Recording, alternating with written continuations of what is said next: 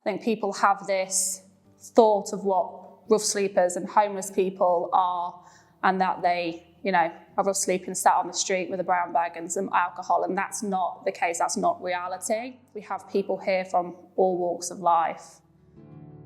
So Sleaford HRS, the service as a whole, because we actually run multiple services from here, but the service as a whole, we support individuals who are homeless or vulnerably housed, and that's through either short-term accommodation or via floating support.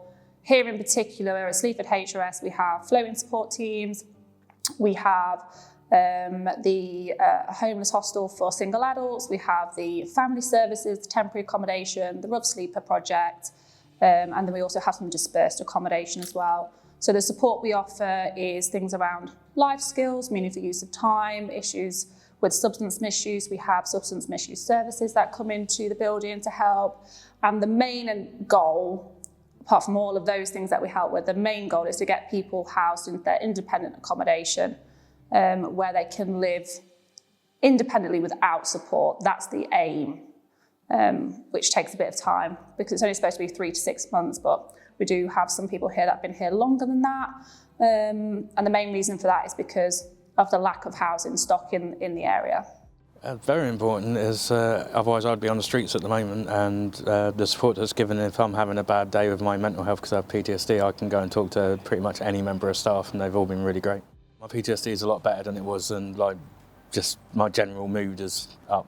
I think to get well-integrated supported housing, we can't do it alone, so we have to have other agencies to do that with us, and that's why we have them based from here as well. If you don't have all agencies on board and good supported housing, or in the future if they cut supported housing for whatever reason, you're going to see major issues in areas in terms of your statutory services. It can have the most positive impact on somebody's life. They can go from being on the street rough sleeping for 10 years, some people I've supported who have rough slept for 10 years, to then have their own home.